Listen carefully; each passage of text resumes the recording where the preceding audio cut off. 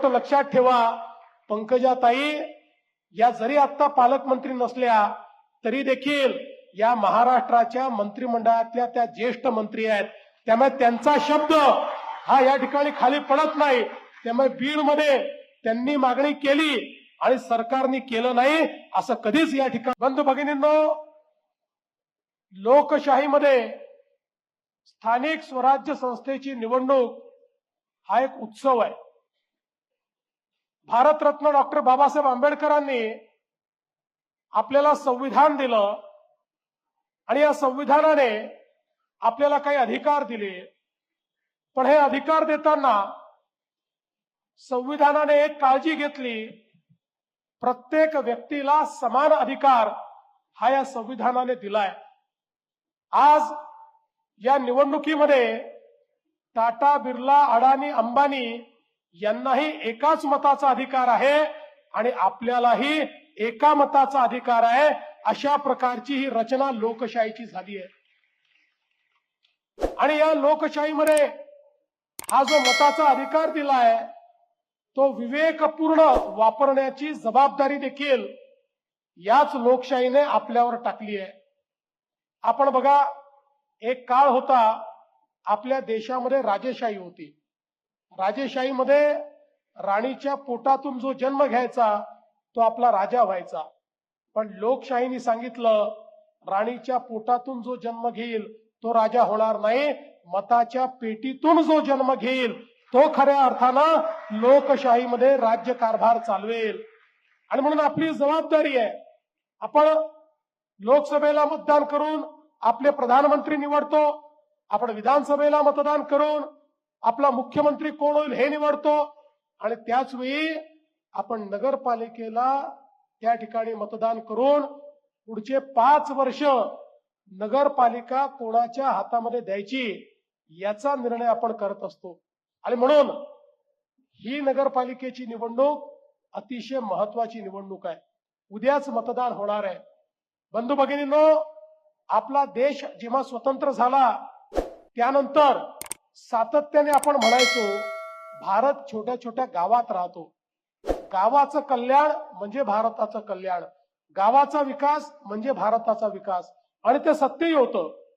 पण ते सत्य स्वीकारत असताना जवळजवळ 60-65 वर्ष आपल्या राजकीय व्यवस्थेने आणि आपल्या नेत्यांनी विश्वासात घेतलं नाही की भारत जसा गावात राहतो तसा भारत शहरांमध्ये देखील राहतो.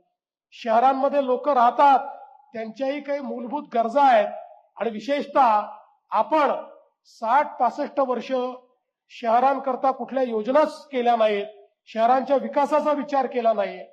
एकीकडे अन्न, वस्त्र, निवारा, शिक्षण, आरोग्य, रोजगार याच्या संधी शोधत लोक गावातनं शहराकडे येत होते.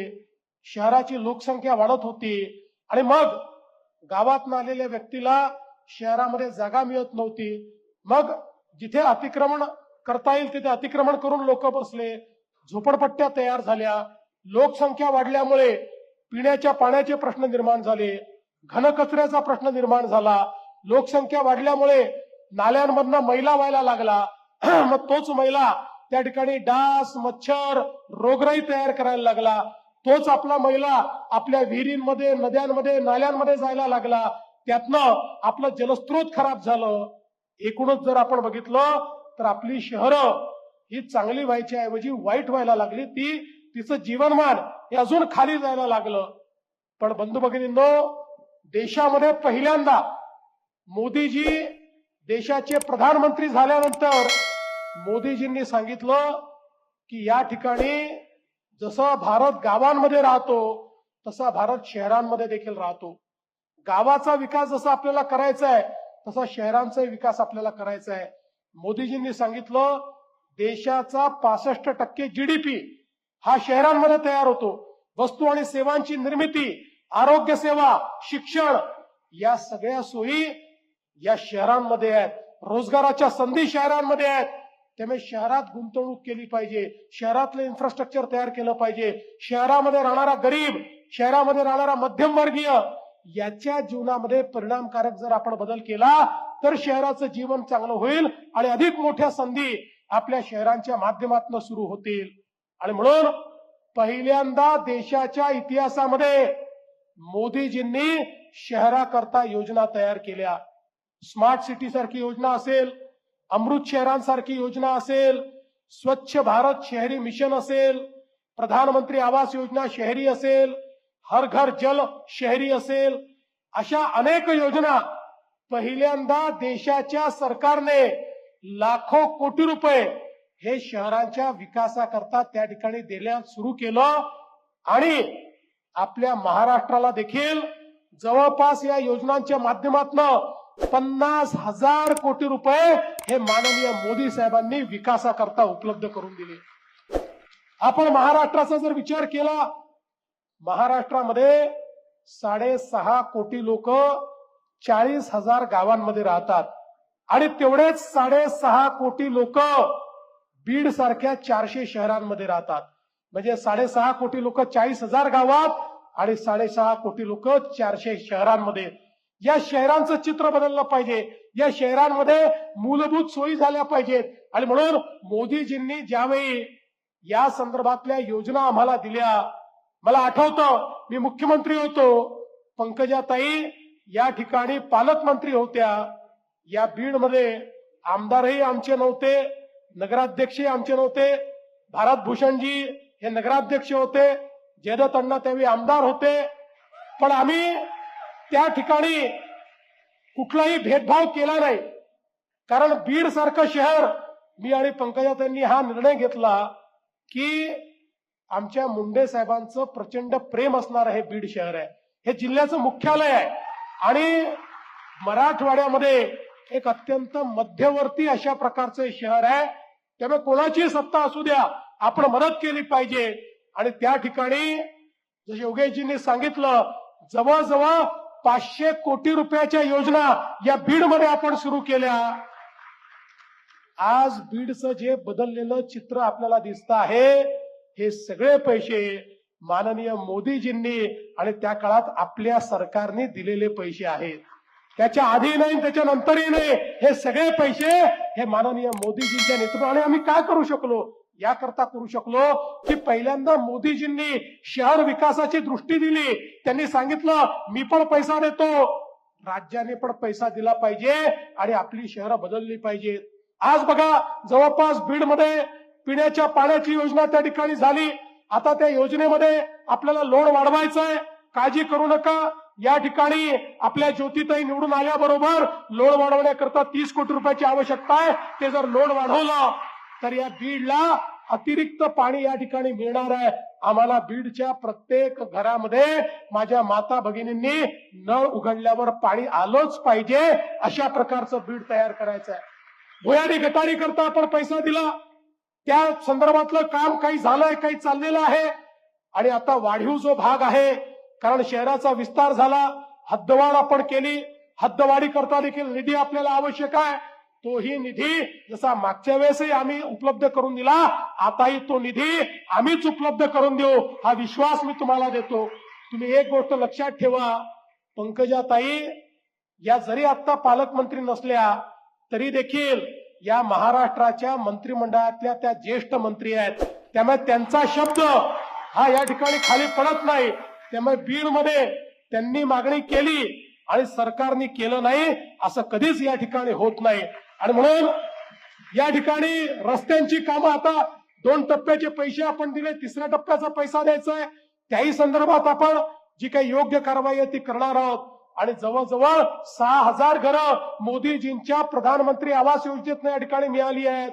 पण योगेशजी तुम्हाला सांगतो, अजून खूप लोकांना तुम्हाला घरं द्यायची आहेत. तुम्ही घरं का नाही देऊ शकला माहितीये? कारण लोकांजवळ जमिनीची मालकी नव्हती, पट्टे नव्हते. 2च महिन्यापूर्वी आपल्या सरकारने निर्णय घेतलाय की झोपडपट्टीत राहणारा किंवा बेघर, अतिक्रमणधारी या सगळ्यांचं अतिक्रमण आता आपण नियमित करणार आहोत आणि त्यांना मालकी हक्काचा पट्टा देणार आहोत. आणि तो मालकी हक्काचा पट्टा दिल्यानंतर बेघर आणि कच्च्या घरात राहणारे यांना 2.5 लाख रुपये घर बांधायलाही मोदीजींच्या योजनेतून आपण देणार आहोत. त्यामुळे माझी विनंती आहे की ज्योतिताईंच्या नेतृत्वात या नगरपालिकेच्या माध्यमातून एकही व्यक्ती बेघर या बीडमध्ये राहणार नाही, अशा प्रकारचा प्रयत्न येत्या काळामध्ये आपल्याला करायचा आहे. खरं म्हणजे पंकजाताईंनी आता एक मिशन हातामध्ये घेतलेलं आहे आपल्या नद्या स्वच्छ करण्याचं. आम्ही त्या संदर्भात एक वेगळी अथॉरिटी तयार केलेली आहे. त्यांच्या मंत्रालयाच्या अंतर्गतच एक अथॉरिटी तयार केली आहे आणि आता केंद्र शासनाची मान्यता घेऊन एक नदीचा एक चांगला प्लॅन या महाराष्ट्रामध्ये आम्ही करणार आहोत. आणि ज्या ज्या गावातनं नद्या जात आहेत आणि ज्या ज्या आपल्या प्रमुख नद्या आहेत त्याचं शुद्धीकरण करायचं आणि गावामध्ये रिव्हर फ्रंट तयार करायचे, अशा प्रकारचं एक जलशुद्धीकरणाचं मिशन आपण हातामध्ये घेतलं आहे. त्यामुळे मला विश्वास आहे, आणि विश्वास काय मला हे माहितीच आहे की ज्यावेळी त्या संदर्भातलं मिशन आम्ही सुरू करू त्यावेळी पंकजाताई माझ्याकडे फाईल पाठवताना सगळ्यात वर बिंदुसराचंच नाव लिहून पाठवणार आहेत, याबद्दल माझ्या मनामध्ये कुठलीही शंका त्या ठिकाणी नाही. आणि म्हणून आपल्याला एक विश्वास देण्याकरता आलो आहे की इतके वर्ष या नगरीमध्ये आम्ही मागे राहिलो कारण आम्ही कधी कमळ पुढे केलं नाही. आम्ही सगळे मित्रांना सोबत घेऊन अजूनही आमचे मित्र आहेत, शत्रू कोणीच नाही आहे.